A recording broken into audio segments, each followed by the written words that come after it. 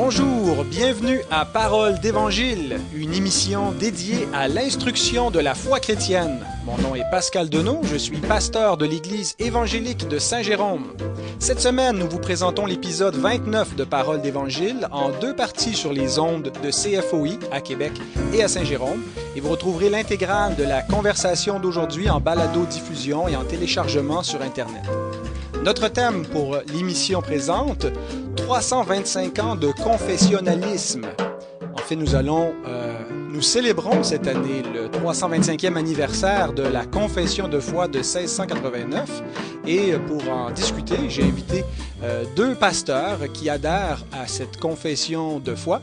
D'abord, un habitué que vous connaissez bien sur les ondes de CFOI, le docteur en théologie Raymond Perron, qui est pasteur à l'Église réformée baptiste de la capitale et qui est animateur de l'émission Parole du matin. Pasteur Perron, bienvenue à l'émission. Merci Pascal, bonjour à vous. Et nous avons pour la première fois le pasteur Jeff Lorrain qui participe à l'émission La Parole vivante qui est diffusée sur les ondes de Télémag et également à l'heure de la bonne nouvelle qui est présentée à V. Donc, il est souvent à la télévision, mais là, nous l'avons à la radio. Jeff est aussi le pasteur fondateur de l'Église baptiste La Bible parle, qui est à Laval, qui est fondateur aussi, je pense, du mouvement La Bible parle. Jeff, bienvenue à l'émission. Bienvenue, merci pour cette invitation. C'est bien cela, vous êtes le fondateur aussi du mouvement La Bible parle.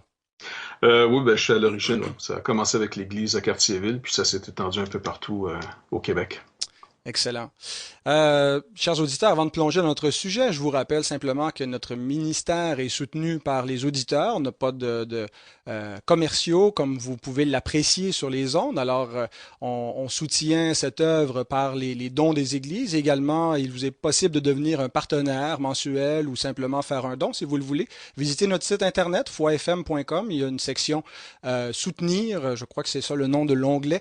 Facile à trouver. Et puis, donc, si vous voulez participer avec nous pour continuer, qu'on puisse continuer à faire cette belle œuvre dans la province. Donc, on apprécie tous les dons et j'en profite pour remercier nos partenaires, les églises et les particuliers qui soutiennent et merci aussi pour le soutien dans la prière.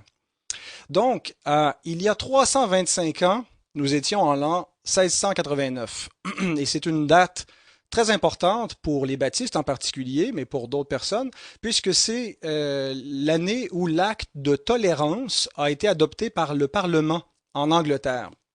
Cet acte en fait renverser un autre acte, l'acte d'uniformité de 1662. En 1662, quand un peu de temps après que la monarchie avait été rétablie en Angleterre, le roi avait fait adopter cet acte-là où c'était le Parlement, mais je pense sous l'influence du roi, qui devait, tous les ministres du culte, tous les chrétiens devaient se conformer à l'Église anglicane. Donc, il n'y avait pas de respect pour la conscience, la liberté de conscience et la liberté de culte. Donc, tout le monde devait être anglican et s'en tenir aux 39 articles de foi de l'Église anglicane.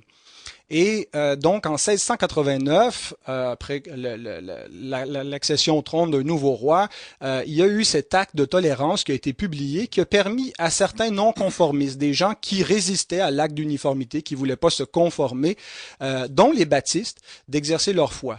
L'acte ne permettait pas à tout le monde, je pense qu'il y avait toujours un interdit au niveau des catholiques, mais en tout cas, les baptistes, eux, ont eu cette liberté de religion. Et ça leur a permis de se réunir en 1689 pour leur première assemblée annuelle à Londres. Donc, c'était une centaine d'églises baptistes calvinistes qui se sont réunies en juillet de 1689 pour leur assemblée générale. Et lors de cette assemblée, les délégués ont adopté ce qu'on appelle la confession de foi de 1689, qui est connue aussi sous le nom de la deuxième confession de foi de Londres. Puisqu'il y a eu une première confession de foi de Londres en 1644 et 46, qu'elle a été republiée aussi. Et donc, la deuxième confession de foi de Londres, en fait, date pas de 1689, c'est 1677 qu'elle avait été rédigée par les pasteurs William Collins et Nehemiah Cox. et il s'était inspiré, basé essentiellement sur la confession de foi de Westminster et d'autres documents similaires, mais donc la grande confession de foi réformée de Westminster, qui représente un peu le standard de l'orthodoxie réformée, eh bien, est devenue la base pour écrire une confession de foi baptiste. Et aujourd'hui, il y a beaucoup d'églises baptistes dans le monde qui adhèrent à cette confession de foi, qui identifient leur foi baptiste. Qu'est-ce que ça veut dire d'être baptiste avec ce document?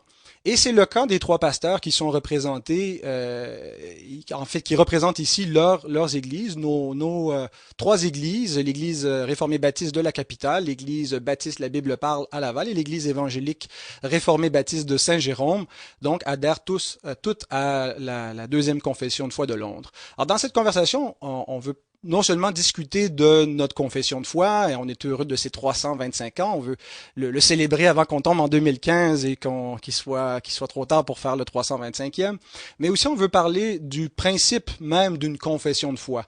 À quoi ça sert une confession de foi? Est-ce que c'est important d'en avoir une? Est-ce que c'est utile? Est-ce que c'est même en harmonie avec ce que l'Écriture enseigne? Et donc, première question, et Pasteur Laurent, étant donné que vous êtes pour la première fois à notre micro, je vous donne la parole, je vous fais l'honneur de commencer. Que répondez-vous à ceux qui disent parfois, on entend cela, j'ai pas besoin d'une confession de foi, tout ce qu'il nous faut pour connaître Dieu et connaître la vérité, c'est la Bible et le Saint-Esprit. Comment est-ce qu'on leur explique l'importance d'une confession de foi tout en croyant au principe sola scriptura et à la nécessité de comprendre les Écritures par le Saint-Esprit? D'abord, je les rassure en disant que la confession de foi remplace pas les Écritures. Donc, c'est pas un magistère qu'on établit, mais c'est plutôt finalement de s'asseoir sur, l'expression est assez usée, mais je pense que ça va donner l'image, c'est de s'asseoir sur les épaules de d'autres avant nous, sur des géants, des gens qui ont étudié, qui ont fait face à des conflits. Et puis en même temps, une confession de foi nous rappelle toutes les victoires de l'orthodoxie au travers de toute l'histoire de l'Église jusqu'à aujourd'hui. Et je leur rappellerai que même en Israël, à l'époque, il y avait le fameux Écoute Israël, le Shema Israël, Adonai. Donc, Israël, au milieu de peuples qui étaient polythéistes, rappelait son credo sans arrêt que Dieu était un et que c'était leur Dieu qui était le seul Dieu, finalement. Donc, moi, je pense que de sous-estimer, finalement, d'appartenir à une confession de foi, ça complique plus les choses qu'autre chose. Parce que là, alors c'est qui l'autorité? Qu'est-ce qu'on croit? Qui le définit? Et malheureusement, des fois, ça varie d'une église à une autre, du pasteur à un autre, et aussi, ou même certains pasteurs, parce qu'on est toujours en train de progresser, est-ce que mon église aujourd'hui, ou l'église que je suis donc responsable, est-ce qu'elle est au niveau de ma compréhension seulement, ou elle est campée dans une confession de foi qui est plus grande que moi? Moi, je pense qu'il y a plus, toi. C'est un principe donc très prudent pour éviter de s'isoler du reste des églises et de suivre un homme et la compréhension d'un homme, de la compréhension qu'un homme a de la parole de Dieu. Donc on préfère suivre ce que l'Église historiquement a cru et confessé. Ouais. Et puis en même temps, justement, j'en parlais avec le docteur Djabala, et c'est pour ça qu'on a même, nous, à la Bible parle, rajouté le mot baptiste dans notre nom, là. Parce que finalement, on se rattache à l'histoire. On n'est pas simplement quelque chose qui arrive comme ça. On arrive, puis comme une génération spontanée, puis après nous, le déluge, tu sais. Donc, je pense que ça nous ramène dans l'histoire et que notre Dieu est un Dieu qui dirige l'histoire.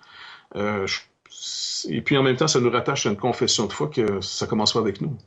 On n'a pas besoin de tout faire le travail. Justement, je peux même citer votre travail que vous avez fait, qui était excellent. Je m'en suis pas mal inspiré. Vous parlez du plaidoyer pour le confessionnalisme, une introduction historique et théologique à la 1689. S'il y a des gens qui veulent le trouver, c'est sur Internet. Et puis, je trouve que c'est vraiment un bon travail qui explique bien la force du credo ou des credos, comment on s'attache à l'histoire, comment on peut même éviter de recommencer ou de tomber dans des erreurs. Mhm. parce qu'elles sont déjà tout bien exposées. En tout cas, c'est un bon travail, j'ai bien apprécié. Ben, merci pour le compliment. J'apprécie et je mettrai donc un lien dans la description de l'émission s'il y en a qui sont intéressés à lire ce document. Docteur Perron, comment vous répondez-vous à ceux donc qui disent que nous n'avons pas besoin de confession de foi? Ben, dans un premier temps, je dirais que le Saint-Esprit et la Bible nous conduisent à une confession de foi. Hmm. Non seulement nous amènent-ils à nous passer d'une confession de foi, mais ils nous y conduisent. Dès qu'on découvre, au fur et à mesure d'une lecture d'Écriture sainte, comment on en vient au Christ, dès qu'on découvre les bases même de notre salut, on vient d'ores et déjà d'avoir une doctrine. On vient déjà de confesser quelque chose. Lorsqu'on présente le salut à quelqu'un, on est en train de confesser quelque chose. Permettez-moi, avant d'aller plus loin, Pascal, d'apporter juste un petit ajout, en tout respect, si vous me permettez, à votre ouverture historique. Vous savez Mhm. qu'au Québec, nous avons eu la première traduction française de la 1689 en 1989. Un Oh. léger retard de 300 ans, et ça nous venait de la plume du pasteur, justement, du docteur Amar Jabella, un bon ami, Mhm. qui est celui d'ailleurs qui m'a introduit à la 1689 lorsque nous habitions à Toronto. Maintenant, ceci étant dit, tout le monde a une confession de foi. J'aimerais vous citer peut-être, vous rapporter une expérience personnelle qui en rend témoignage. Un jour, on me demande d'aller prêcher dans une église à Mississauga, en banlieue de Toronto. Je ne sais pas comment le pasteur était venu en contact avec moi. Alors, il me demande donc d'aller apporter la prédication là-bas, mais je dis avec grand plaisir. Et je lui dis, je vais prêcher sur l'élection. Ah, il n'y a pas de problème, no problem, no problem. Et je dis, je vais faire ma prédication. Vous savez, je suis de confession 1689. No problem, no problem. Alors, il me dit ça, no problem, tout du long. Je dis, vous connaissez la confession de foi? Non, non, mais pas de problème, pas de problème. Alors, je me rends donc à Toronto le vendredi soir et j'allais manger avec lui le samedi. Je dis, je veux qu'on soit bien au clair parce que je ne veux pas mettre d'embrouille dans votre congrégation. Je vais donc, vous comprenez que je vais prêcher sur l'élection à partir de Éphésiens 1 dans une perspective, dans une compréhension biblique de la 1689, comme la 1689 le comprend. Pas de problème, pas de problème. Bon, ben écoutez, il n'y a pas de problème, hein? Alors, je vais effectivement y prêcher et j'y vais joyeusement, hein. L'élection, c'est un thème important, n'est-ce pas? Alors, je vais pour un bon 55 minutes, 61 peut-être à la rigueur. Vous vous êtes fait Et plaisir. oui, je me suis fait plaisir, effectivement. Il y a des moments hein, pour s'auto-gratifier ainsi. Et je voyais qu'il faisait quelques signes derrière parce qu'il y avait la communion qui s'en venait et il trouvait que c'était un peu long. Bon, ben, enfin, je termine. Quoi. Il vient sur la tribune et il fait une réaction à ma prédication. On remercie le pasteur Perron. Bon, mais nous savons que Dieu a élu tout le monde avant la fondation du monde. Je vais trouver ça extrêmement sympathique. Et il avait donc une confession de foi. Oui. C'était beau de prétendre qu'il avait la Bible comme confession de foi, et c'était beau de prétendre que, bon, tout le monde il est beau, tout le monde il est fin, mais c'était pas le cas. Hmm. Dans une perspective théologique, dans une perspective herméneutique, hein, l'une des règles de base de l'herméneutique, c'est de prendre un texte et de bien apprécier son contexte immédiat pour ne pas lui faire dire des âneries. Et une fois qu'on a vu le contexte immédiat, on voit le contexte plus large. Et ensuite, une fois le contexte plus large considéré, là, il nous faut le contexte global. Mais qu'est-ce que c'est le contexte global, sinon qu'une confession de foi? Vous prêchez, par exemple, sur la première prédication de l'apôtre Pierre, après la Pentecôte, où il nous est dit que les auditeurs eurent le cœur vivement touché. Mhm. Et, hein, frères, que devons-nous faire? Et qu'est-ce que Pierre leur répond? Faites-vous baptiser. Faites-vous baptiser pour le pardon des péchés et vous recevrez le Saint-Esprit. Hmm. Hein, si Pierre était pour devenir membre chez nous, on lui demanderait quelques explications. En Uh-huh. fait, on sait que l'apôtre n'est pas en train de nous donner un ordo salutis, l'ordre du salut. Hein, il nous envoie cela en vrac, voyez-vous? Maintenant, si on n'a pas le contexte plus large, on va en arriver à un baptême hein, qui sauve, quoi. Que le baptême est essentiel au salut et que le Saint-Esprit vient après. Donc, on sort de nos tombes, on vient au Seigneur et là, une fois qu'on est ressuscité par nous-mêmes, ben là, il nous envoie le Saint-Esprit, vous voyez. Mais lorsqu'on a la perspective globale qu'a une confession de foi, ça nous permet de jauger nos conclusions herméneutiques et d'avoir une plus grande rectitude dans nos conclusions homilétiques, vous voyez. Oui. Alors, pour ces raisons-là et pour bien d'autres encore, une confession de foi, c'est indispensable. Et comme Pasteur Jeff le mentionnait si bien, de tout temps, il y a eu des confessions de foi. J'ai écrit mon mémoire de maîtrise sur le culte dans l'Église primitive et j'ai un chapitre particulier sur les confessions de foi et il y en a tout du long, vous savez. Même dans le Nouveau Testament, on en retrouve à la une. On n'a qu'à penser à Philippiens 2, par exemple. Très, très belle confession de foi, n'est-ce pas? Et les confessions de foi sont en même temps de belles capsules qui nous permettent de garder en synthèse et en équilibre tout le grand pan de notre théologie, sans en accentuer un au détriment d'un autre. À l'Église, Pasteur Jacques, ici à Québec, on vient de terminer l'étude de Nicée-Constantinople, et c'est absolument extraordinaire, vous savez. C'est absolument extraordinaire. Et notre confession de foi de la 1689, pour nous, de la 989, la 1989, vous savez comme moi, pour nous qui l'avons étudié un peu plus à fond et qui avons été exposés à cet excellent enseignement de notre frère Jim Renihan, entre autres, à quel point c'est un document qui nous est précieux et à quel point on se rend compte que c'était fait avec le plus grand sérieux, non pas au détriment de l'écriture, mais dans une soumission quasi, Mhm. pas quasi, dans une soumission servile à Mhm. la révélation biblique. Oui, voilà. Les confessions de foi ne se présentent pas comme des ajouts à l'écriture. Elles ne prétendent pas être inspirées. D'ailleurs, le premier article de la confession de foi à laquelle nous adhérons, c'est l'écriture seule, qui est la base de tout ce qui sera affirmé, de tout ce qui est cru. Donc, avant même de parler de la doctrine de Dieu, on confesse notre foi dans la parole de Dieu, qui nous révèle qui est celui de Dieu. Donc, c'est pas un ajout à la parole, mais c'est une affirmation de voici comment nous comprenons la parole. Et vous avez dit en commençant, Docteur Perron, que tous ont une confession de foi. Ça, c'est un point qui est important à dire. Même ceux qui disent ne pas avoir de confession de foi se trompent eux-mêmes en disant cela, car ils en ont une. Elle est peut-être minimale, elle est peut-être qu'elle vise à inclure plus de gens, mais si les gens qui disent nous n'avons pas de confession de foi, demandez-leur s'ils laisseraient prêcher dans leur église quelqu'un qui nie la divinité du Christ. Pour ne pas avoir de confession de foi, il faudrait le laisser prêcher. Il faudrait laisser en fait, il faudrait dire que la vérité ne peut pas se définir pour pas avoir de confession de foi. Et donc, et même si on affirme, pardon, ça a coupé, si on affirme que la vérité peut pas se définir, même en disant cela, on affirme une vérité, donc c'est contradictoire. Donc dès qu'on veut articuler de manière propositionnelle qu'est-ce qu'on croit sur Dieu, qu'est-ce qu'on croit sur l'Évangile, le salut, on a une confession de foi. Donc, quand certains disent qu'ils n'ont pas de confession de foi, je pense que ce qu'ils veulent dire, c'est qu'ils n'ont pas une confession de foi qui est exhaustive. Ils ont une confession de foi qui est peut-être plus minimale et qui vise à inclure le plus grand nombre de gens possible. Parce qu'il y a cette idée, parfois, chez les chrétiens qui s'opposent aux confessions de foi, que une confession de foi trop détaillée divise. Que si on veut définir précisément quelle est la vérité, qui est Dieu, et les doctrines qu'on retrouve dans la parole, plutôt que de laisser ça aux individus, puis chacun détermine pour lui-même dans sa lecture personnelle, ce qui en est, si on veut trop définir, eh bien, on va créer des schismes. Je pense que cet argument est faux, mais je pense que c'est important d'y répondre. Euh, Pourquoi croyez-vous, si vous le croyez, mais je pense que vous le croyez, pourquoi croyez-vous qu'une approche confessionnelle et une confession qui est plus qu'une dizaine d'articles de foi, là, une confession de foi qui est digne de ce nom, là, qui inclut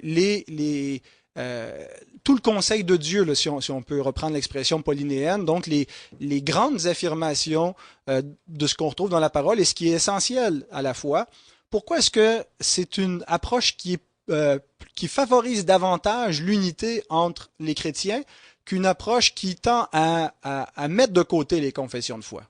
Pasteur Lorrain. Quand l'apôtre Paul dit aux Philippiens, parce que vous citiez, Dr Perron, justement ce credo de l'apôtre Paul dans Philippiens chapitre 2, hein, il fait toute une description. Avant, il demande, ou sa supplication, c'est qu'on soit d'un même sentiment, d'une même pensée. Donc, si on arrive à maturité, autour de la parole de Dieu, donc ayant quitté notre propre perception des choses que le péché a produit, nous séparant de Dieu, on a tous selon même la parole de Dieu. On est tous devenus des petits dieux pour soi-même, donc on conçoit la vérité comme bon nous semble. C'est un premier pas d'obéissance pour aller vers la parole d'un autre, celle de Dieu. Et c'est pas simplement individuellement. C'est vrai que l'individu est très important, mais on a perdu de vue qu'on est une collectivité, on est le peuple de Dieu. Et ce peuple a une constitution, ce peuple a une loi. Donc, il faut s'accorder avec le Seigneur. Si on est pour marcher avec lui, comment deux hommes peuvent-ils marcher ensemble si d'abord ne se sont pas accordés? Et je pense que là, le credo, encore une fois, je vais citer votre travail, pasteur Deneau, faisait référence à quelqu'un qui décrivait finalement un credo un peu comme une carte géographique.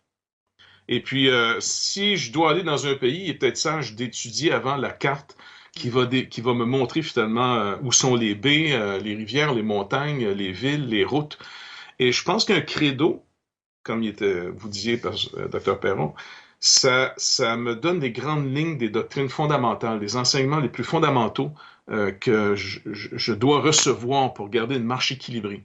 Et là, s'il y a une divergence, plutôt que nous diviser, on a un texte sur lequel on peut travailler. On peut même ajuster même une meilleure connaissance biblique. On peut faire une critique, mais au moins on a des points de contact, des points de rencontre qui sont au-delà de simplement ce que j'aime ou ce que j'aime pas, ce qui avec le temps devient très secondaire. Pasteur Perron, pourquoi est-ce qu'une confession de foi est un meilleur outil pour créer l'unité entre les chrétiens que l'absence d'une confession de foi? D'abord, je vous ai trouvé très généreux. Enfin, votre générosité, Pascal, est légendaire. Hein? Lorsque vous dites certaines personnes ont une confession de foi élaborée, d'autres une confession de foi minimale, vous vous êtes arrêté là. Hein? Tout le monde a une théologie. Certains ont une bonne théologie, d'autres ont une théologie minimale, puis d'autres ont carrément une mauvaise théologie. Ouais, mais vous avez... Mais non, je vais être poli. Vous êtes une gentillette. Mais vous savez, à mon âge, on ressent plus ce besoin-là. Hein? Alors, c'est la beauté d'être un vieillard jurassique. Hein? On peut tout dire, n'est-ce pas? On n'a plus rien à prouver, quoi. Et vous avez touché un point extrêmement important en disant on veut garder la confession et il y a quelque chose de vertueux et de recommandable là-dedans, dans la mesure où ça ne devient pas outrancier, vous voyez. On veut effectivement inclure le maximum de personnes dans le plus grand respect des consciences. Et on entendait il n'y a pas si longtemps, la théologie, ça divise. Ben là, qu'est-ce qui nous unit si la théologie divise? N'est-ce pas? Si on n'est pas unis par la vérité, qu'est-ce qui reste? Ouais. Les gros câlins, il reste quoi? Vous voyez? C'est la vérité qui nous unit. Hein? On se tient sur la base de la vérité. La parole est la vérité. Et Dieu est cohérent. Hein? Dieu n'est pas une espèce de Dieu, passez-moi l'expression que j'emprunte de Van Til, atomistique, où tous azimuts, on lance des doctrines ça et là qui n'ont pas nécessairement de cohérence entre elles. Mais Dieu est un Dieu cohérent. Sa révélation, elle est cohérente. Et c'est ce que nous démontre une confession de foi. Vous savez, souvent de fois, ce que je trouve déplorable dans le monde évangélique, tout le monde a une confession de foi, mais beaucoup d'évangéliques ne pourraient pas vous dire ce qu'il y a dedans. Hein? Ou c'est une confession de foi, comme vous le mentionniez précédemment, 2 ou 3 petits points qu'on a écrit derrière ce paquet de cigarettes, n'est-ce pas? Et bon, voilà, et on roule avec. Hein? Je pense que vous touchez un point vraiment important, c'est qu'il y a une fausse idée de ce qu'est l'unité. On pense que l'unité, c'est de tous s'accepter et de pas donc critiquer la pensée d'un autre, à lui croissant, et donc pour l'unité, donc, je dois pas du tout rejeter l'opinion de mon frère sur une expérience qu'il dit avoir vécue avec Dieu ou une doctrine qu'il croit. Donc, et que l'unité, finalement, c'est d'être gentil. C'est pas du tout cela, l'unité. L'unité, et vous l'avez affirmé clairement, doit reposer sur la vérité. À mesure que vous parliez, Éphésiens 4 m'est revenu en tête. À partir du verset 11, l'apôtre Paul écrit ceci. Il dit que Christ a donné les uns comme apôtres, les autres comme prophètes, les autres comme évangélistes, les autres comme pasteurs et docteurs. Donc des ministres de la parole. En vue de quoi? Pour le perfectionnement des saints. Donc pour le perfectionnement des chrétiens, pour leur édification, pour qu'ils soient formés, en vue de l'œuvre du ministère et de l'édification du corps de Christ. Verset 13. Jusqu'à ce que nous soyons tous parvenus à l'unité de la foi. Donc, on doit atteindre l'unité. Mais c'est quoi l'unité de la foi? La connaissance du Fils de Dieu, à l'état d'homme fait, à la mesure de la stature parfaite de Christ. Donc, il parle de maturité chrétienne. Et il nous décrit à quoi elle ressemble dans les versets qui continuent, afin que nous ne soyons plus des petits enfants, flottant et emportés à tout vent de doctrine par la tromperie des hommes, par leur ruse, dans les moyens de séduction, mais que professant la vérité dans la charité, nous croissions à tous égards en celui qui est le chef, Christ.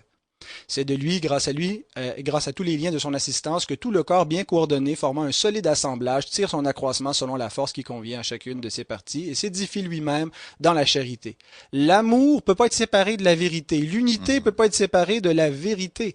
La vraie unité est fondée sur la vérité, est une croissance solide où on est mature et on n'est plus emporté à tout vent de doctrine, manipulé par le mensonge diabolique. Donc ceux qui prétendent être unis en dehors de la vérité et qui ont des vérités multiples, c'est une fausse unité. C'est pas l'unité chrétienne, c'est une unité diabolique jusqu'à un certain point, parce qu'elle ne reflète pas du tout le caractère de Dieu.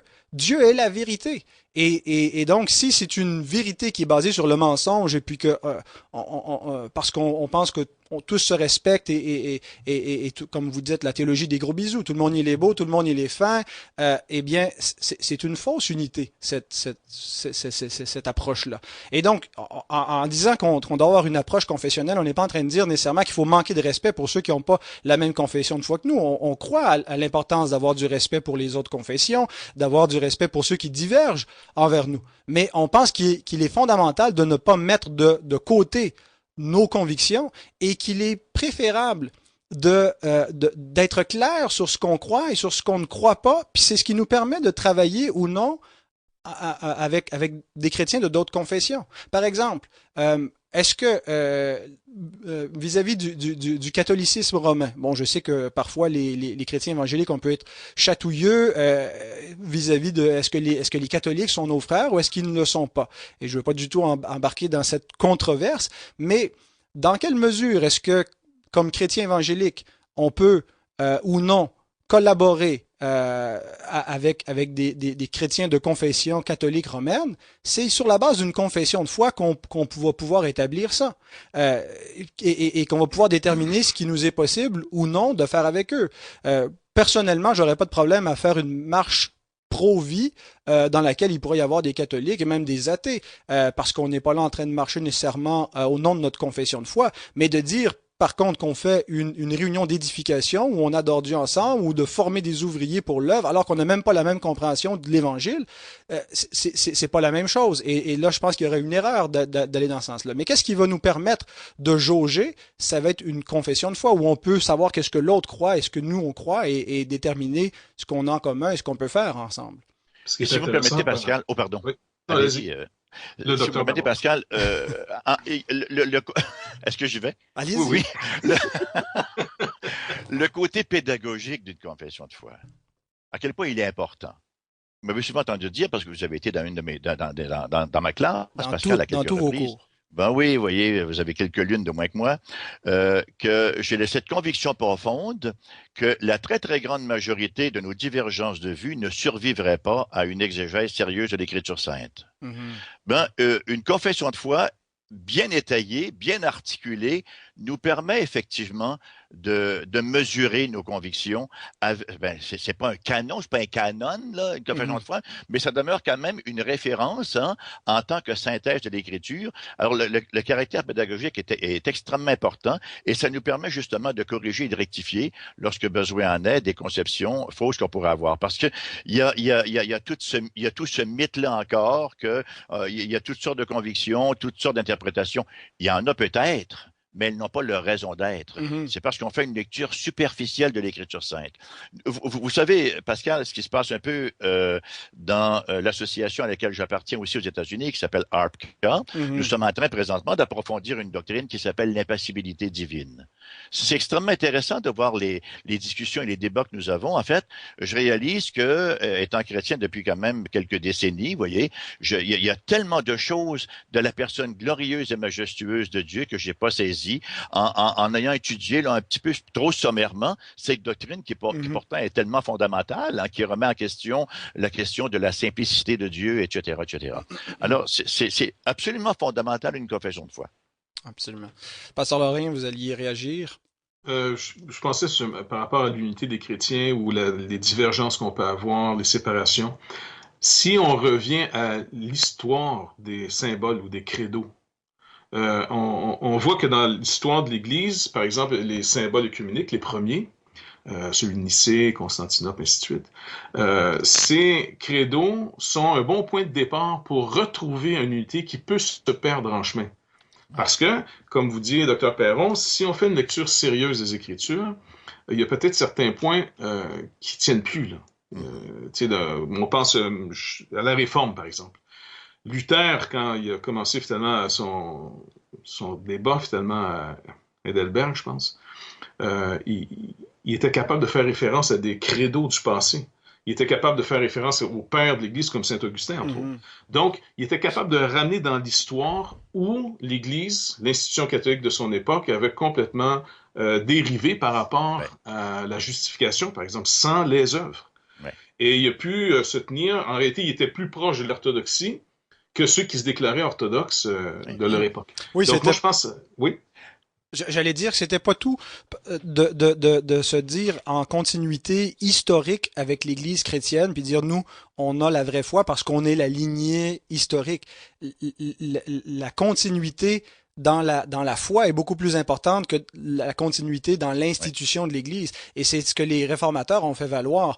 En fait, ils voulaient pas se détacher de l'institution, ils voulaient réformer l'institution de l'Église, ils voulaient pas s'en diviser, mais et l'Église a résisté et ça a donné ce schisme. Sauf que si on se questionne, à mon avis, ce qui est plus important, c'est pas est-ce que je continue dans l'institution organique qui me relie jusqu'aux apôtres, ou est-ce que je suis dans la foi des apôtres, celle qui a été confessée par les pères et qui a été perdue en cours de route, je pense, par l'institution de l'Église chrétienne, mais réaffirmée clairement à la Réforme.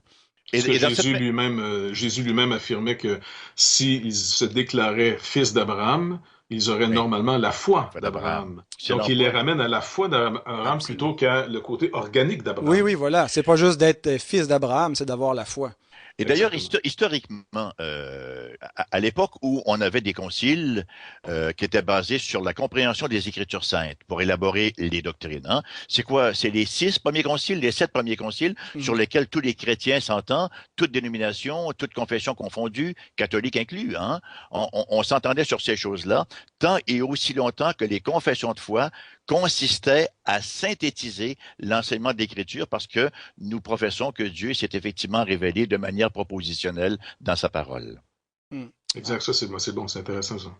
Et puis, vu qu'aujourd'hui, on a un retour, en tout cas, je vois grosso modo, un retour plus vers les Écritures, dans certaines églises, on voit aussi un retour au credo. Et puis ça, c'est intéressant. Amen. Et quand les gens viennent dans nos églises, une des questions souvent qu'ils vont poser, quelle est la différence entre vous et les autres? Oui. Tu sais, par exemple, si quelqu'un arrive d'un arrière-plan québécois classique, ils vont dire, bon, c'est quoi la différence entre vous et l'Église catholique? Alors là, on peut sortir le credo. Avant, ça me prenait des heures à expliquer. Je faisais référence à certains évangélistes de la télévision, mais à la limite, je connaissais même pas leur propre théologie complète. C'était assez gênant des fois. Donc, tout ça pour dire que en ayant une confession de foi à laquelle tu es confortable, tu adhères, tu sens que c'est vraiment en ligne avec les Écritures, ben c'est plus facile de dire aux gens, écoutez, je vous donne un document, lisez-le, vous allez comprendre qu'est-ce que nous croyons aussi. Absolument. Et c'est une pratique aussi qui est apostolique. Les apôtres adhéraient pas à la théologie des gros bisous. C'est-à-dire, ok, toi aussi tu crois en Jésus, parfait, t'es mon frère. Ils s'entre-examinaient avant de donner la main d'association les uns aux autres, de reconnaître un ouvrier. D'ailleurs, Paul dit à Timothée de ne pas imposer les mains avec précipitation à qui que ce soit, mais de prendre le temps d'examiner ceux qui se disent chrétiens. Jean nous dit d'éprouver les esprits. D'ailleurs, Paul lui-même a été examiné par le conseil des apôtres. Il dit dans Galates, après 14 ans qu'il œuvrait, il est monté à Jérusalem avec Barnabas. Et on lit au chapitre 2, au verset 2, et il dit, je leur exposais l'évangile que je prêche parmi les païens, je l'exposais en particulier à ceux qui sont les plus considérés afin de ne pas courir ou avoir couru en vain. Et et c'est suite à cela, suite à avoir examiné l'apôtre Paul et son enseignement qui lui ont donné la main d'association. Donc, il doit y avoir une compréhension de la vérité qui soit orthodoxe et c'est à l'aide d'une confession de foi qu'on peut examiner donc si quelqu'un est dans la foi ou s'il il est en marge. Parce que, et un autre enseignement biblique qui, à mon avis, est fondamental, l'apôtre Pierre nous dit qu'aucune prophétie des Écritures, c'est-à-dire aucun texte de la Bible, n'est l'objet d'interprétation particulier.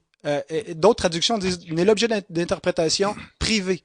C'est-à-dire que la Bible n'est pas un livre qui a été donné pour être lu de manière privée et isolée. L'individu, moi et ma Bible. On encourage les gens à lire leur Bible, mais pas dans le sens du solo scriptura. Voilà. Juste, je lis ma Bible en vase clos, mais c'est un livre qui est donné à l'Église pour être compris par l'Église. Et Paul affirme que l'Église, elle est la colonne et l'appui de la vérité. C'est un verset qui est frappant. Voilà. Notre logique, ça serait de dire l'inverse. La vérité, elle est la colonne et l'appui de l'Église. L'Église est fondée sur la vérité. Et cela est vrai. Mais ce que Paul veut dire dans ce passage, c'est que c'est le rôle de l'Église de confesser publiquement la vérité dans le monde et de l'élever. Et donc, si ce qu'on croit n'est pas en harmonie avec ce que l'Église croit, ben questionnons-nous sérieusement sur notre foi, sur la valeur de nos croyances. Et parce que le Seigneur a gardé son Église et donc notre foi doit pas être une affaire privée, mais doit correspondre aussi à la foi de l'Église. Si je comprends bien, Pascal, donc votre intervention, si vos épithètes correspondent à mes impressions, comme dirait l'autre, il y a d'abord l'examen de l'Écriture, la main d'association, et ensuite vient le gros bisou. Ça serait l'ordre sotériologique ou l'ordre l'ordo ministerius. Oui. Excellent. Ben, question personnelle maintenant, leur témoignage dans la deuxième partie de l'émission. Pasteur Perron, vous avez été le premier réformé baptiste confessionnel que j'ai rencontré, pas le premier réformé baptiste confessionnel de l'histoire, là, quoique vous avez une longue histoire et vous disiez... Lorsque j'ai quitté l'Arche. Oui, c'est ça. Et donc, j'aimerais savoir comment vous avez découvert la confession de foi de 1689 et pourquoi est-ce que vous croyez qu'elle représente le meilleur standard de la foi chrétienne? Bon, écoutez, quand je suis déménagé à Toronto en 1983, vous savez qu'au Québec, on a eu sommairement un réveil qui s'est échelonné de 1972 à 1982, à peu près une décennie. Hein? Et l'Église évangélique existante présentement vient un peu de choses près là, de cette période-là. Il y en avait avant, mais il y a eu vraiment une explosion. Les églises sortaient comme des champignons et c'était un réveil. En période de réveil, la théologie n'occupe pas nécessairement le haut du pavé. Hein, on venait vraiment à l'Évangile en grappe, si vous me passez l'expression. Et oui, effectivement, on avait l'essentiel. Là, on comprenait que nos péchés étaient pardonnés en Christ Jésus. Et on lisait la parole de Dieu, surtout le Nouveau Testament. Alors, moi, je suis venu à l'Évangile donc en 1977, lorsque j'ai quitté pour Toronto en 1983. Ma théologie était un petit peu à l'image du Québec de l'époque. Vous voyez, j'avais une compréhension évangélique très, très large, même un petit peu superficielle, et c'est un petit peu normal à l'époque. Quand je suis arrivé à Toronto pour travailler pour Vision Mondiale, donc, j'avais vraiment un grand désir d'approfondir mes connaissances théologiques, et c'est ce qui m'a amené au Toronto Baptist Seminary, où j'ai rencontré le docteur Jabella. À l'époque, je n'avais aucune notion d'anglais, ça a été une grosse immersion, et c'est là où, pour la première fois, j'ai été en contact avec la Westminster, et la 1689, qui sont tout à fait cousines, comme vous le savez, hein, les auteurs de la 1689 ont vraiment tout mis leurs efforts pour respecter même la phraséologie de la Westminster pour bien démontrer notre unité théologique avec nos frères pédobaptistes. Alors, la première confession que j'ai vue, c'était à la Westminster, qui m'avait beaucoup, beaucoup, beaucoup impressionné. Plus impressionné encore, avec tout respect pour mes frères presbytériens, et lorsque j'ai été bien en contact avec la 1689.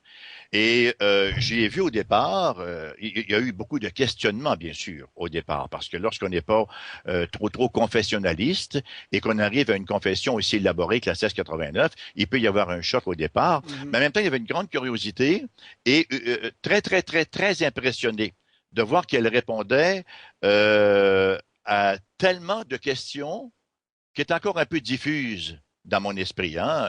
On sait, la confession de foi répond, entre autres choses, au socianisme, hein, les antitrinitaires, ceux qui sont contre la double nature du Christ, chapitre 8 sur la Trinité répond très bien à cela, répond également au catholicisme romain sur la question des œuvres, répond au quakerisme sur les gens qui croient, qui sont les illuministes, qui croient à de nouvelles révélations, de nouvelles illuminations, répond également à l'arménianisme, à l'antinomisme et aujourd'hui au NPP. Alors, je voyais que c'était quelque chose d'extrêmement bien fait et qui était un document qui ne faisait d'autre chose que de rendre compte de ce que l'enseignement biblique nous donnait. Alors, c'était au départ donc une très grande curiosité, un émerveillement, premièrement, de voir un document comme tel qui nous permettait d'avoir en synthèse tout l'enseignement de l'Écriture sainte.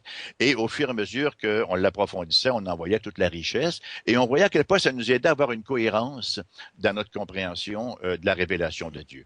Dr. Jabala était très, très, très instrumental. Si vous me pensez, je pense que c'est un anglicisme, dans ma compréhension des choses.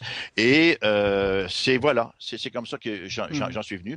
Et lorsqu'on est arrivé au Québec et que le temps est venu de s'affilier, de collaborer avec une association, ben il n'y en avait pas d'association au Québec à l'époque qui tenait la 1689 comme confession de foi. On s'est associé pendant un certain temps avec une église de l'Erque, l'église Saint-Marc, pour ne pas la nommer, où on était très heureux, des gens qui étaient des frères et des sœurs qui nous sont demeurés très, très, très, très, très précieux et précieuses. On collabore souvent avec eux. Et un jour, le temps est venu où on a voulu vraiment exprimer notre conviction pour démarrer la première église au Québec, 1689, littéralement, qui est devenue maintenant une association.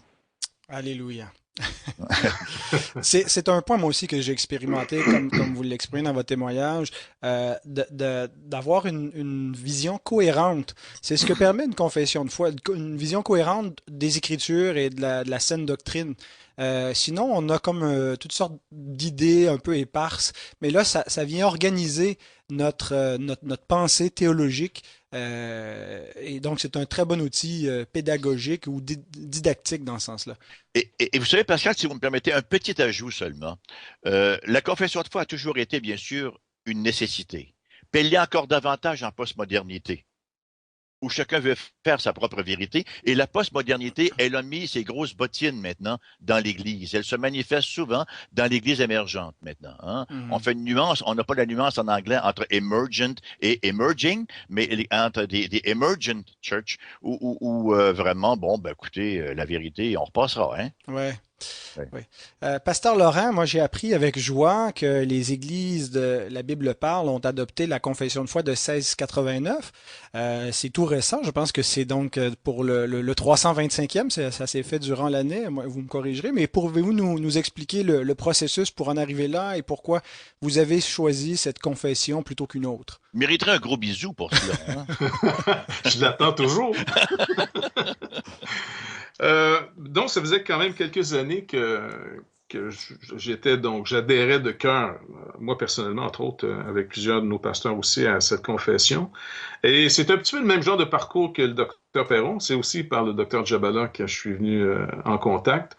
J'avais étudié d'abord celle de Westminster, que j'avais trouvé très intéressante, mais je connaissais pas la 1689. Et puis, en parlant avec Dr. Jabala, ben, c'est là qu'il me fait voir qu'il y en avait une qui était plus credo-baptiste plutôt que pédo-baptiste. Et puis même certains points sur l'Église et ainsi de suite. Alors, j'ai trouvé ça très intéressant et il y a peut-être 3-4 ans, j'ai décidé finalement de prendre les mercredis soirs dans notre institut biblique pour l'enseigner. Des doctrines par doctrine, justement, en commençant par les Écritures et tout ça. Et ben pour moi, ça allait de soi. Et le docteur Vellman, aussi, un autre professeur que vous connaissez bien. On l'a eu à l'émission aussi, un petit bout. Oui. Eh bien, finalement, lui, il m'avait dit, il dit, écoute, Jeff, si jamais tu meurs aujourd'hui, là, les gens te font confiance, ils te suivent, puis tu les amènent dans la parole, puis tu fais un bon travail. Mais tu meurs aujourd'hui, là, la Bible parle, c'est enraciné où? C'est connecté. Si toi tu meurs demain, peut-être ton mouvement meurt avec toi. Ce qui est arrivé trop souvent dans des périodes où est-ce qu'un évangéliste s'est levé, attiré des gens au Seigneur. Et c'est là que je pensais dans ma tête, moi, que c'était comme un fait acquis jusqu'à ce que je pose la question autour de moi à d'autres de nos pasteurs qui n'avaient pas nécessairement adhéré encore. Et c'est là que j'ai rassemblé tout le monde. Je leur ai demandé de la lire à nouveau. S'il y avait des points qui étaient mal à l'aise avec, on va en discuter pour qu'on arrive à bien s'entendre, parce qu'il faut que ce soit de cœur, que ce soit réel. Mhm. Et c'était unanime, et puis on a adopté l'année passée officiellement au nom de... C'est le mouvement. Donc, la Bible parle, non seulement prend le terme baptiste pour se rattacher à un mouvement spécifique dans l'histoire, mais aussi à cette confession de foi de tendance plus... dans le sens que je pense qu'il définit un peu mieux Dieu et son salut que Amen. d'autres confessions. Tu sais, Fait que Ouais. oui, je l'apprécie énormément. Je pense que c'est vraiment un cadeau, un travail qui a été fait par des gens qui ont vraiment mis leur cœur à mettre ça clair, simple. Écoute, c'est génial cet ouvrage-là. Ouais. Comme vous disiez, ça répond à tellement de questions. Témoin de Jéhovah cogne chez vous, à Ouais. la porte, parfait, attendez, vous allez regarder finalement ce qu'il déclare Mhm. et regardez après ça ce que les Écritures déclarent, mais de manière très simple par le credo. Ouais. Et vous avez là non seulement la formulation, mais les versets Mhm. bibliques aussi qui l'accompagnent. Écoute, c'est un travail. Pourquoi s'en passer? Surtout dans une Oui. époque où tout le monde veut sentir la vérité, comme ça a une odeur particulière, la Oui, vérité. oui. Ça se Mhm. sent pas, ça se comprend, la vérité. Mais c'est évident que la confession de foi, c'est une synthèse. Donc, elle est dense, mais si vous êtes comme moi, lorsque je la lis, elle m'édifie. Elle est Ah oui, oui. édifiante. Notre âme devient réjouie. Mhm. Dans la vue de ces grandes doctrines-là qu'on voit là comme un petit peu en PowerPoint, si vous me passez avec l'expression, Oui, oui, hein? exactement, oui. Oui, oui, oui, oui. Mhm. Justement, Absolument. aujourd'hui, je relisais l'article sur la providence de Dieu. Hum, C'est extrêmement édifiant, oui, encourageant, c'est fantastique, là. Fait amen. que, oui, les gens devraient vraiment... Ben, en plus, on peut l'avoir gratuitement sur Internet. Oui, On oui. Oui, peut s'en priver. et le lien sera sur la Oui! description de l'émission Et en également. même temps aussi d'aller voir le travail du pasteur Dono. Vous allez Ben, voir, c'est il sera juste vraiment en dessous. intéressant. All right. Ben, je trouve que c'est un point intéressant, ça, et la question du docteur Veldman. Si tu meurs aujourd'hui, qu'est-ce qui arrive avec l'Église? Et s'il y a une critique constructive à faire vis-à-vis du mouvement, ce qu'on appelle les New Calvinistes, euh, plusieurs prédicateurs américains donc qui sont devenus un peu une figure, plusieurs figures là, différentes, là, mais des prédicateurs charismatiques dans le bon sens, là. Et ce qui manque souvent, c'est que c'est un mouvement qui a été construit autour de personnalités, Ouais. plutôt que fondé sur une approche confessionnelle de la vérité. C'est pas que ces gens-là souvent enseignent les vérités qu'on retrouve dans les confessions de foi, mais ils n'amènent pas leurs églises ou le mouvement à s'enraciner dans une compréhension confessionnelle de la vérité. Et donc, quand un de ceux-là tombe, et c'est arrivé récemment avec une des principales figures, eh bien, c'est l'Église, c'est le mouvement qui s'écroule. Hmm. Et c'est triste. Euh, des questions un peu plus pratiques concernant la souscription à la confession de foi. Comment ça se passe en pratique? Quel genre de souscription vous exigez de vos membres? Donc, ceux qui deviennent membres chez vous lisent la confession de foi. Est-ce qu'ils doivent confesser chaque point de doctrine? Est-ce qu'il peut y avoir des exceptions? Quelle place la confession va jouer dans la vie d'Église vis-à-vis de la membriété et pour le chrétien en général? Pasteur Perron. Ben, pour nous, lorsque quelqu'un, bien sûr, fréquente l'Église et qui commence à considérer la possibilité de devenir membre, on lui donne la confession de foi. Souvent de fois, on lui donne même avant, là, s'il visite à quelques reprises et qu'on voit son intérêt, on lui demande de la lire attentivement et de nous apporter ses questions, hein, et on tente d'y répondre aussi clairement que possible. Lorsqu'il revient, bon, vous savez, comme moi, que ce sont toujours les mêmes items là, qui reviennent, hein, la question de la papauté, et Mhm, bon, on leur explique, c'est une confession de foi historique, et à l'époque, bon, on s'affublait mutuellement là mhm. de De titres de la sobriquet. sorte, en même temps qu'on ne peut pas nier qu'un système comme celui-là, le système papal, est un système qui pourrait éventuellement devenir un système extrêmement dangereux. Alors bon. Et l'autre point, c'est toujours le salut des enfants élus, où il n'y a pas d'appui par les Écritures saintes. Alors, on n'en fait pas un drame, rien pour écrire à sa mère, vous voyez. Et on leur fait pas passer en même temps un test pour voir s'ils ont tout compris de la confession de foi. Mhm. S'ils nous disent oui, ça correspond effectivement à ma pensée. Non pas oui, ça correspond approximativement. Non, non. Je suis d'accord, j'endosse la confession de foi et voilà, sans réserve. Alors, on les reçoit dans notre membriété, qui est un néologisme, hein, Mhm. Oui. traduction de membership. Quel genre d'exception acceptez-vous? Ben, là, vous allez me forcer à dire des choses en ondes qui pourraient risquer mon soutien missionnaire. En fait, on essaie de, comme je vous mentionnais tout à l'heure, la question sur la papauté, Oui. la question du créationnisme. Moi, je suis devenu, avec les années, un créationniste littéral. Par contre, vous voyez, on n'exclurait pas nécessairement quelqu'un qui croirait un petit peu différemment, mais qui ne croit pas à l'évolution. Hein? Mhm. Pour nous, ce qui est important, est-ce qu'on croit à une création médiate ou immédiate? Est-ce qu'on croit que Dieu a utilisé la médiation voyons, je viens de le dire là? De l'évolution, Mhm. aussi le créer de manière immédiate. Un chien a toujours été un chien, un perron, puis un bon. Hein? Alors voilà. Maintenant, il peut y avoir des petites variantes. Vous voyez, est-ce qu'un jour a duré 24 heures, 26, 18? Bon, on ne veut pas s'enfarger dans ces choses-là parce que c'est certain qu'il n'y avait pas grand monde là hein, quand Dieu a créé pour faire pour des journalistes, pour nous faire le reportage. Alors, on essaie de respecter la conscience. Au niveau eschatologique, bon, encore une fois, c'est assez large. Hein? La confession elle-même laisse la place pour Mhm. respirer. Bon, ben écoutez, tout ce qui n'est pas... est-ce que je peux le dire, Pascal? Ben, je pense que essayez-le, on le coupera OK. si c'est Alors bon, nécessaire. en fait, si quelqu'un est un dispensationaliste maniaque, on lui dit peut-être que vous seriez plus heureux ailleurs. Ouais. Si vous avez besoin de l'entendre chaque dimanche et chaque mercredi pour Ouais. votre bien-être, peut-être qu'on vous commanderait d'aller ailleurs. Maintenant, pour le reste, vous voyez, ça va. Ouais. Mais vous voyez, c'est ça la force d'avoir une confession, parce que les gens savent Ouais. où ils vont habiter. S'ils Oui, oui. décident de venir vivre dans la compréhension qu'on a des textes, alors sans tout comprendre, parce que c'est Oui, quelque oui, chose, oui. c'est comme la parole, on l'étudie sans arrêt pour mieux saisir, mais on accepte d'une manière générale, oui, ok, moi j'adhère à cette confession. Ou, comme vous dites, si quelqu'un est trop radical dans une autre confession, par exemple sur l'eschatologie, comme vous venez de dire, ou vraiment trop intense sur certains sujets, on peut dire, bon, écoute, je ne remets pas en question ton salut, mais tu ne seras pas heureux avec nous autres, là. Ça nous permet de garder les pendules à l'heure et d'éviter des divisions inutiles qui Ouais. viendront par la suite, parce que tout le monde sait à quoi s'en tenir. Maintenant, c'est certain que la mouvance est différente pour les officiers.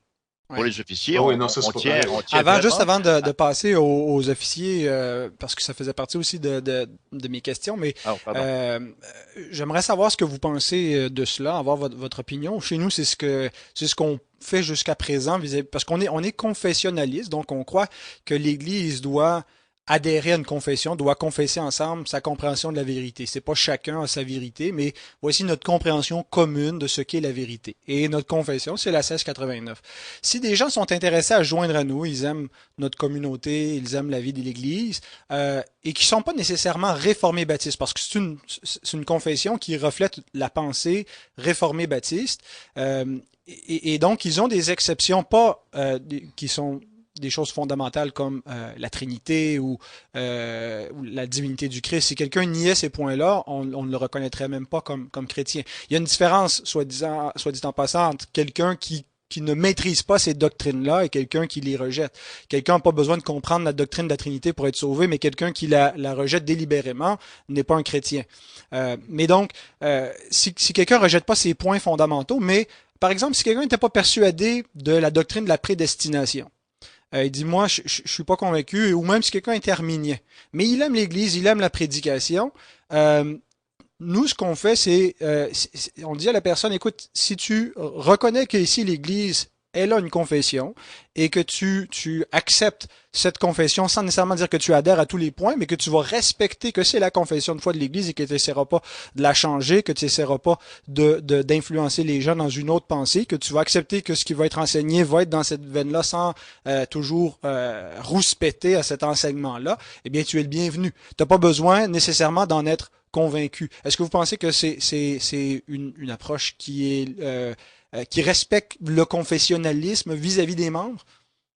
Oui, moi, je suis très confortable avec ça parce que le but, de toute façon, c'est de venir s'exposer. Ils viennent volontairement s'exposer à un point de vue, à la lecture qu'on fait des Écritures. Donc, Paul exhorte Timothée à enseigner avec patience, avec douceur, Mhm. dans l'espérance que Dieu accorde un changement d'avis. Ouais. Donc, Ouais, c'est toujours dans cette attitude-là qu'on... Comme tu dis, si quelqu'un n'est pas en opposition, ouais. mais il a adhéré parce qu'il veut comprendre, il fait confiance, ben, il est le bienvenu, il n'y a pas de problème. Mm. Je suis également tout à fait d'accord avec cela, Pascal. Et pour une raison très simple, c'est qu'on est honnête. On dit ce que nous sommes. Hein? Ouais. Voici le produit. On a vécu une expérience un peu semblable lorsqu'il est venu le temps de trouver un nom pour notre Église. Vous savez qu'on a changé de nom à 5 ou 6 reprises ici à Québec. On s'appelait au début Église évangélique des Laurentides. Insipide, incolore, inodore. On était une... Nous, on on a était une encore, église... nous, c'est l'Église évangélique de Saint-Jérôme. On est insipide. Ben, notre prière, c'est que notre Non, mais nom soit sanctifié. Voilà. Ouais. Mais vous voyez, ce que je veux dire, c'est qu'on on s'est dit, pour que tout le monde se sente bien, ou on est dit, soit qu'on dit rien ou qu'on dit tout. Mhm. On avait choisi de rien dire au début. Ouais. Église évangélique de Laurentides. Nous étions une église, on était évangélique, puis on était des montagnes, à Laurentides. Alors voilà ce que nous sommes. Et bon, là, on s'est rendu compte que, oui, mais vous êtes qui? Alors, j'ai écrit une philosophie de ministère à un certain moment. Puis là, on s'est dit, ouais, ben, c'est vrai, il faudrait quand même dire qui on est, vous voyez. En même temps que lorsqu'on a dit qui on est, on n'a pas dit grand-chose parce que souvent, les gens, avec les terminologies, c'est un petit peu différent. Alors, on a mis entre parenthèses Baptiste réformé. Et là, on s'est rendu compte qu'on avait ça à l'envers, vous voyez. On est réformé baptiste, on n'est pas baptiste réformé, hein. On vient de la réforme et en même temps, nous sommes de conviction baptiste. Mm. Alors, c'est comme cela que le Saint-Esprit nous a progressivement éclairés Ah, et que nous en sommes arrivés à s'appeler Église réformée baptiste absolument. de la capitale. Excellent. Alors, je pense que c'est très important de dire aux gens qui on est parce qu'on n'est pas dans le clientélisme, Non. à essayer de recruter le plus de monde possible. On n'est pas des vendeurs de salade, hein, et on veut dire aux gens, voici ce que nous sommes, voici ce que nous proclamons, voici ce que nous croyons profondément. Si vous vous sentez à l'aise avec nous, vous voulez bâtir avec nous dans cette perspective-là, vous êtes plus que les bienvenus. Et une fois qu'on a dit cela, nous avons le plus grand respect pour l'autre à côté, Mhm. qui n'en est pas là ou qui n'y sera peut-être même jamais, mais qui en même temps travaille pour le même Seigneur que nous Oui. et qui croit également au salut par la grâce et qui croit à la sanctification et qui croit également qu'on doit aller chercher les perdus, que le Christ est venu non pas pour juger le monde dans un premier temps, mais pour que le monde soit sauvé par lui, mais qui va revenir ensuite pour opérer ses jugements. Amen. Finaux. Non, c'est un point important. On n'est pas sectaire. On croit pas qu'il n'y a que les réformés baptistes qui soient chrétiens. On croit que les réformés baptistes sont des chrétiens, mais nous croyons qu'il y a que la famille chrétienne est beaucoup plus large que notre seule confession, et Ça donc s'étend nous même le juste que la respectons. Bible parle. Excellent. Mais donc, ce genre d'accommodement raisonnable que nous on fait ici, donc pour les gens qui auraient des exceptions, on ne les ferait pas nécessairement avec des officiers. Et c'est ce que vous alliez dire tantôt. Ce qui est exigé de ceux qui enseignent la parole, de ceux qui exercent un ministère, en particulier dans l'enseignement, c'est une plus grande souscription à la confession de foi. Vous C'est vous ce que. adressez à qui là? Ben, alors, allez-y Bon, de votre côté. d'accord. Parce que vous nous regardez tous les deux, hein? Alors, parce que les gens à la radio ne savent pas qu'on se voit, n'est-ce Non, pas? c'est ça. Alors, vous allez couper ce petit bout-là, Pascal, bien sûr. Mais effectivement, pour les officiers, la mouvance est différente parce que là, on tombe dans le ministère de l'enseignement de l'Église, hein? Et on a un enseignement cohérent. D'ailleurs, vous savez que les gens ne sont peut-être pas toujours au courant, mais même la station radio CFOI a une confession de foi. Hein? Nous faisons tout en notre pouvoir pour que les émissions qui sont diffusées s'inscrivent dans le cadre de la 1689 ou de la Westminster. Parce qu'on collabore de très très près avec nos frères pédobaptistes également, parce que nous sommes toutes, mis à part la doctrine de l'Église, hein, parce que la doctrine du baptême a un impact bien sûr sur la doctrine de l'Église, mais nous avons une parfaite harmonie avec nos frères pédobaptistes, presbytériens, avec nos frères de l'Erc qu'on salue au passage. Mais pour nos officiers, donc, là, on exige une souscription stricte. temps, on doit tenir le même discours. Sinon, Ouais. ça va devenir extrêmement confondant pour les gens. Et qui plus est, lorsque nos gens veulent déménagent et se relocalisent dans une église qui appartient à la même association, ils s'attendent à recevoir un enseignement un peu similaire, même Mhm. très similaire. Alors, c'est extrêmement important qu'au niveau des officiers, le discours soit semblable. On ne demande pas aux officiers de se piler sur la conscience. Par contre, on va dire à quelqu'un qui vient à l'Église et qui a des réserves très majeures sur certains points fondamentaux de la confession de foi, vous êtes le bienvenu ici en tant que membre. Maintenant, ne vous attendez pas à avoir accès à un office, pour ainsi dire. Mhm. Est-ce que, Oui, oui, Pasteur oui, ça Laurent, c'est.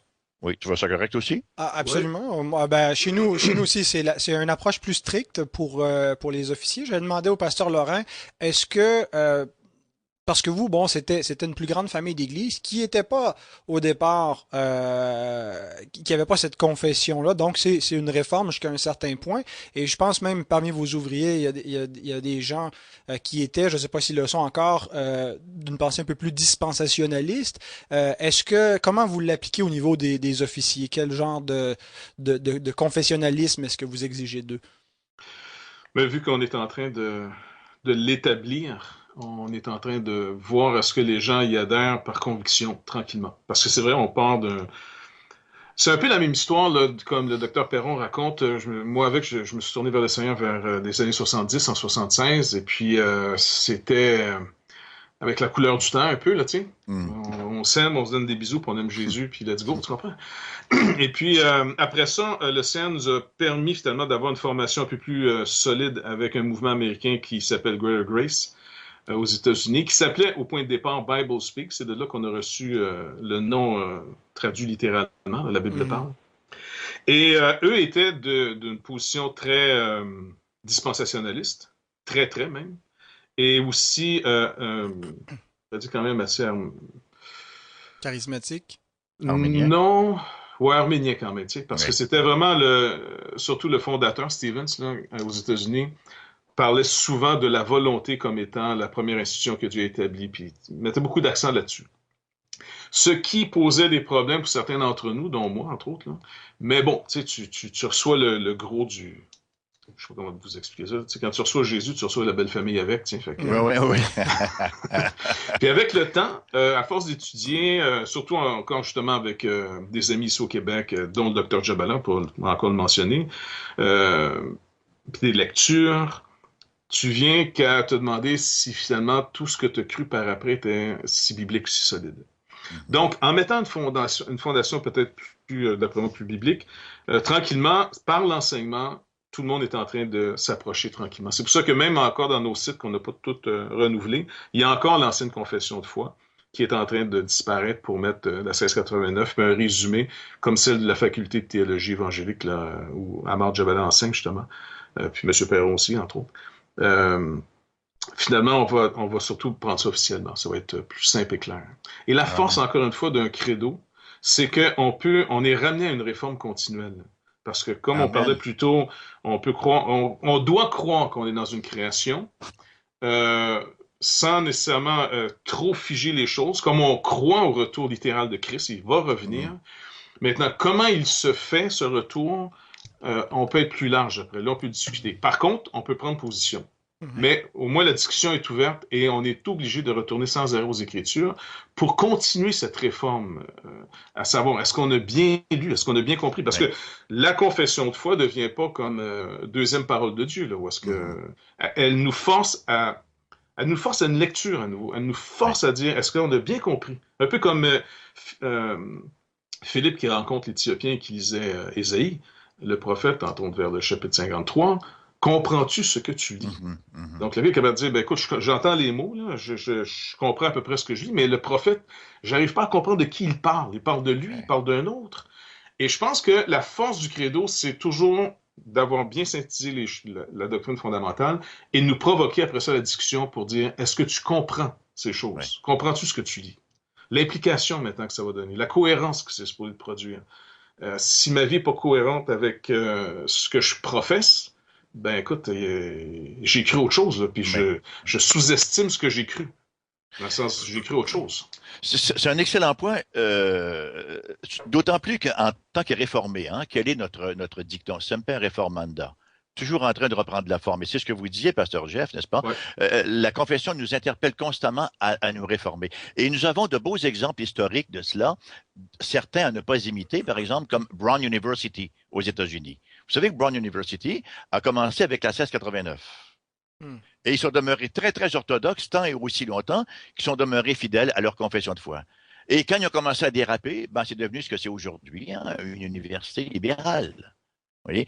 Mais en même temps que le débat que nous avons présentement dans Hardcore sur l'impassibilité divine vient effectivement d'une lecture, d'une relecture de la 1689. Est-ce que c'est vraiment ça que nous croyons?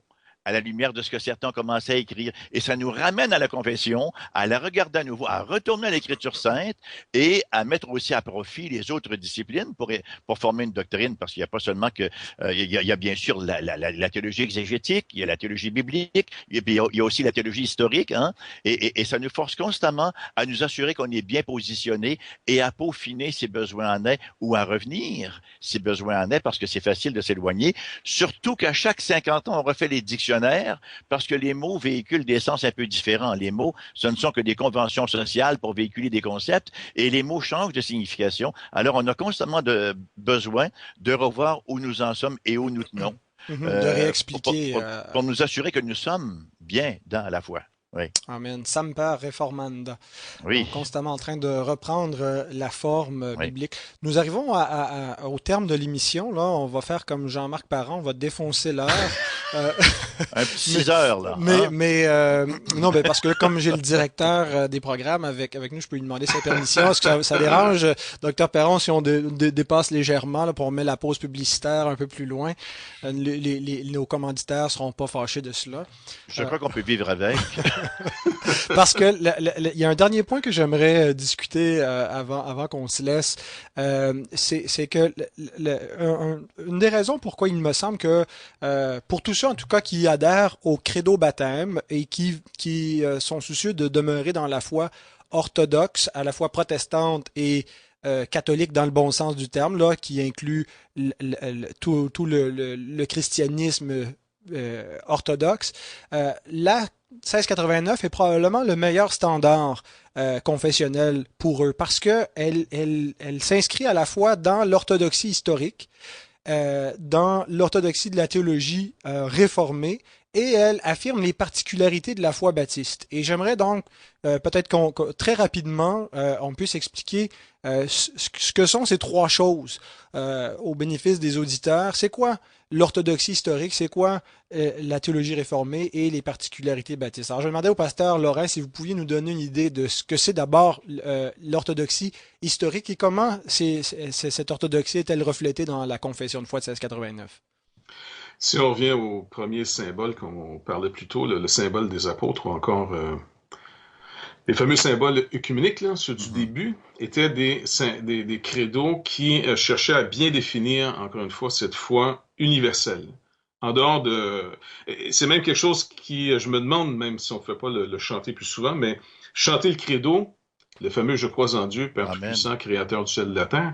Je me rappelle que quand j'étais jeune à l'Église catholique, au moins s'il y avait ça de bon, il nous faisait au moins mémoriser ce credo fondamental. En dehors de ces doctrines qui sont dites dans ce fameux credo, le symbole des apôtres, si on n'adhère pas là, on n'est plus dans le christianisme.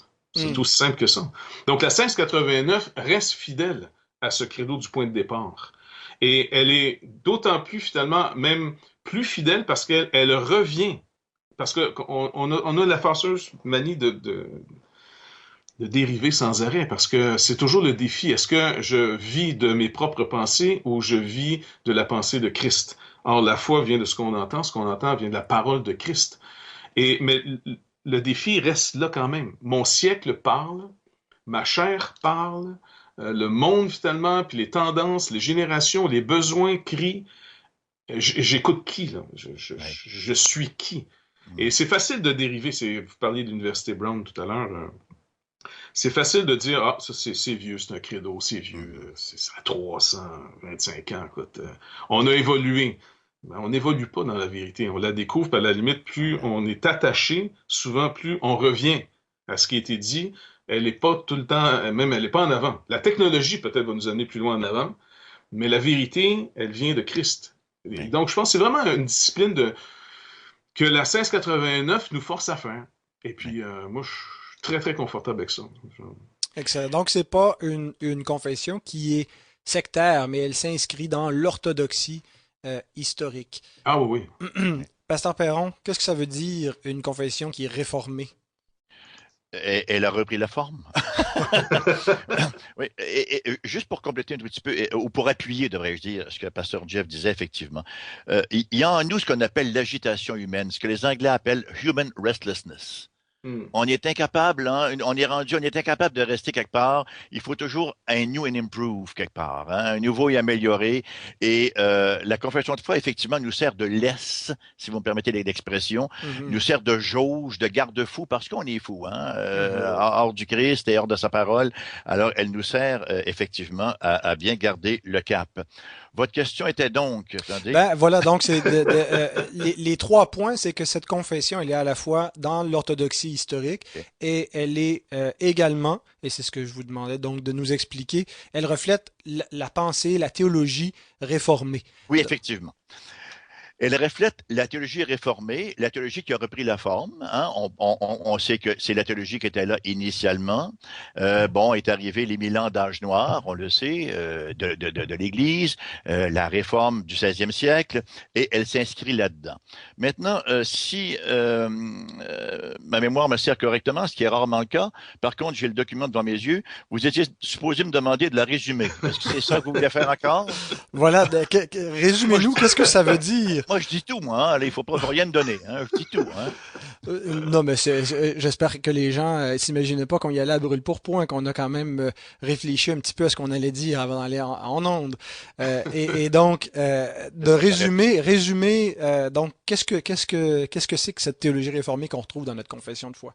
Bon, dans un premier temps, voulez-vous que je vous fasse une synthèse de la 1689? J'aimerais ça. Ça- C'est ça que j'ai préparé. ben, si le directeur des programmes est à C'est l'aise vrai, c'est avec ça. l'avantage d'être le boss. Hein? Oui, oui. Exactement.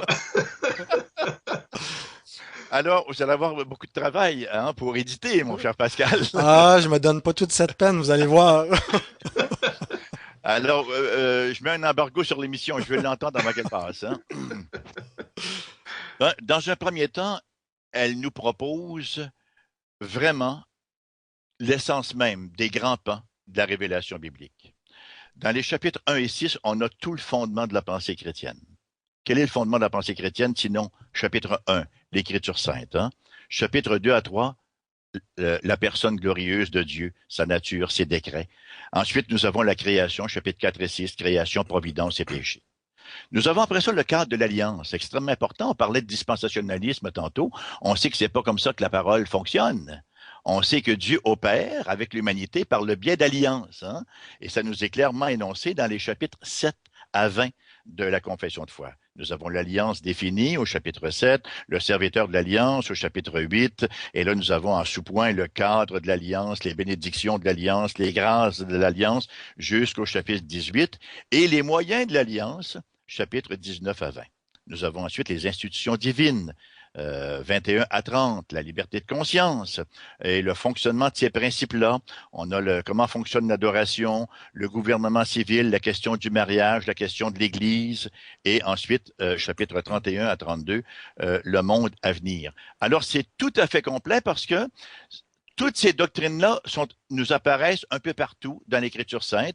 Et le rôle de la confession de foi, c'est de prendre tout cela, comme on dirait en hébreu, en piece and bits, hein, et de ramener ça ensemble pour faire effectivement une grande proposition à laquelle on adhère. Et c'est réformé et ça nous permet de garder la forme.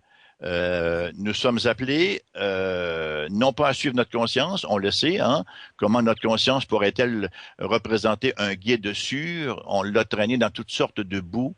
Nous sommes appelés à éclairer d'abord notre conscience avant de la suivre, hein, et certainement qu'un document comme celui-là, qui représente la synthèse par excellence, à mon humble avis, de la parole de Dieu, ne peut faire autrement que nous donner la forme et nous la conserver et nous la redonner lorsqu'on la perd.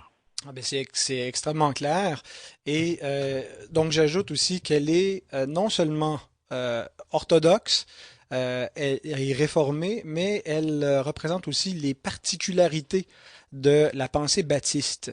Les baptistes étaient dans la famille réformée, sont toujours dans la famille réformée, mais ils sont une branche, si on veut, de cet arbre de la réforme qui a poussé sur le tronc réformé, qui se distingue un petit peu, pour prendre une image de la nature. Et donc, les baptistes s'inscrivent dans cette mouvance qu'on retrouvait dans le puritanisme au 16e et au 17e siècle. L'Église anglicane était un petit peu ambivalente entre le protestantisme et le catholicisme. Et donc, il y a certains pasteurs et théologiens qui voulaient que l'Église d'Angleterre soit plus près des Écritures et plus près de la pensée réformée. On les appelait des puritains. Hein, ils voulaient purifier l'Église. Et parmi cette mouvance-là, il y en a qui sont devenus des indépendants. C'est-à-dire qu'ils sont venus à la conviction, à la lumière des Écritures, que la vraie Église qu'on retrouve dans le Nouveau Testament, c'est pas une espèce de grande organisation nationale qui est sous le gouvernement, sous le couvert de l'État et le roi qui règne sur cette Église-là, que c'était pas un modèle biblique de l'Église, mais que le vrai modèle, c'est qu'on retrouve un gouvernement local. Donc, oui, il y a une seule Église universelle du Christ, mais elle n'est pas une institution. Ça, c'est une Église invisible. C'est une Église qui est faite des croyants. Mais l'Église visible se manifeste localement, où il y a donc la réunion de croyants qui viennent, et elle est gouvernée par les anciens qui sont là et qui se mettent sous la parole du Christ. Donc, il n'y a pas une espèce de superstructure pour garder tout cela ensemble avec une prélature ou un clergé qui monte comme ça jusqu'au roi. Alors, c'est ce qui a été rejeté, et les baptistes s'inscrivent dans cette mouvance-là. Mais ils sont allés un pas plus loin encore en retrouvant l'idée de l'Église locale, avec la notion que la vraie Église est formée de croyants et pas une espèce d'Église de multitude faite de gens régénérés, de gens non régénérés, mais qui sont dans cette organisation-là, mais qu'elle est faite de gens qui professent la foi, qui connaissent le Christ, en tout cas qui professent connaître Christ et qui veulent vivre selon sa parole. Et donc, que l'Église devrait être formée de croyants seulement. Et les baptistes ont fait le pas de plus de dire, à ce moment-là, on devrait baptiser seulement des croyants. On devrait baptiser des gens qui ont fait profession de foi et pas baptiser des bébés avant qu'ils aient pu professer la foi, qu'ils aient pu rencontrer personnellement le Christ et recevoir le baptême et marcher en alliance avec lui. Donc, ils ont rejeté le pédobaptême, le baptême d'enfant, pour affirmer le credo-baptême, le baptême de croyants. Et donc, les baptistes ont suivi la confession de foi de Westminster, mais elle était une confession, elle est toujours une confession pédobaptiste, et ils l'ont modifiée à ce niveau-là. Ils ont exprimé dans la pensée réformée une compréhension un peu distincte où la vraie Église est une Église de croyants et le baptême s'applique à des croyants seulement. Donc, si ça fait partie de vos convictions, l'orthodoxie chrétienne universelle, la pensée réformée et la distinction baptiste, eh bien, c'est une excellente confession que vous devriez avoir en main. Soit dit en passant, Pascal, permettez-moi de vous dire que j'ai beaucoup apprécié votre article également, Un héros dans le net, un regard théologique sur le monde. Pourquoi la distinction interne-externe n'est pas valide pour justifier le baptême des bébés? J'ai trouvé ça vraiment très, très bien écrit, très clair, synthétique et respectueux. Comme dirait ma tante Marie-Jeanne, ma défunte moraine, et que vous parlez bien. Elle était bien sympathique.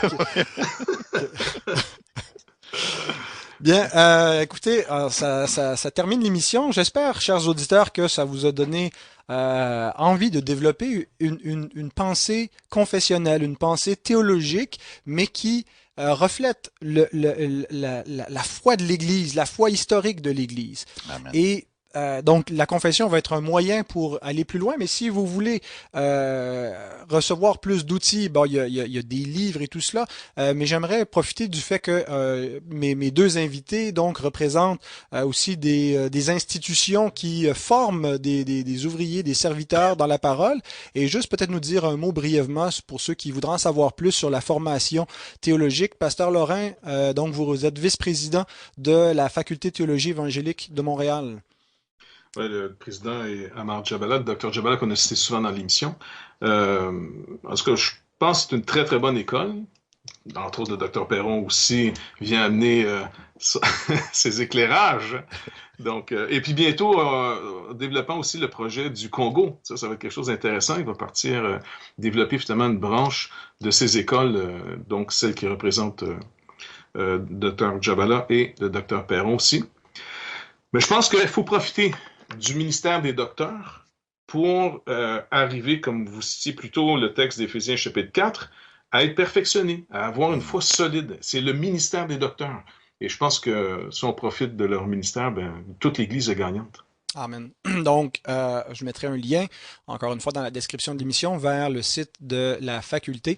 Pour ceux qui voudraient en savoir plus, des moyens peut-être de prendre des cours à temps partiel, ou s'il y a des façons décentralisées, vous aurez plus de détails en pouvant visiter le site de la faculté. Et de notre côté, avec le pasteur Perron, nous avons aussi le CERB, qui veut Voilà. dire... Le CERB, qui veut dire Centre d'études réformées baptistes. Alors, c'est en voie de développement. Hein.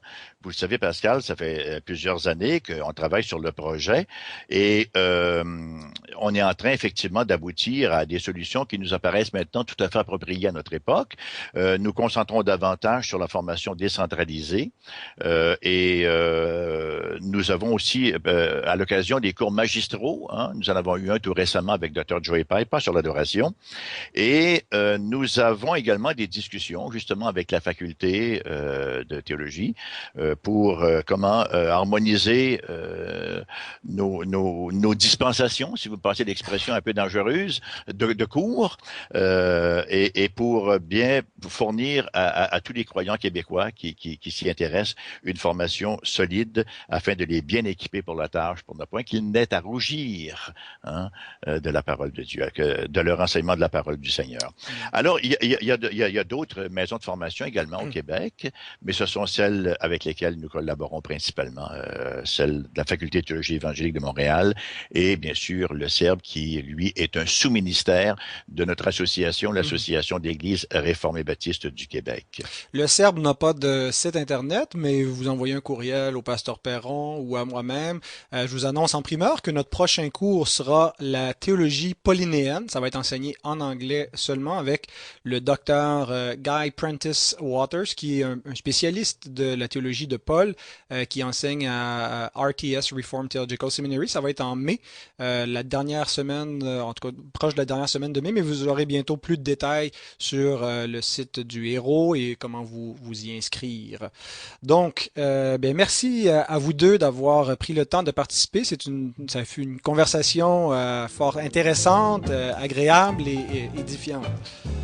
Content de vous avoir revu aussi, messieurs. Ben, le plaisir a été pour moi également. J'en ai beaucoup apprécié les moments. Excellent. J'espère, chers auditeurs, également que vous avez été encouragés par cette conversation. N'hésitez pas à réagir, à nous poser vos questions dans la section commentaires sur le site, sur Twitter, sur Facebook. On est bien branchés. Donc, Parole d'Évangile est diffusée les lundis et mardis sur les ondes de CFOI. C'est une émission occasionnelle, donc elle n'est pas régulière, mais la meilleure façon d'avoir toutes les mises à jour, c'est en s'y abonnant. Rendez-vous sur foifm.com pour voir comment s'abonner via la balado-diffusion et vous recevez une notification lorsqu'il y a une nouvelle émission d'enregistrer. Donc j'espère que vous serez des nôtres pour le prochain rendez-vous. Merci d'avoir écouté Parole d'Évangile.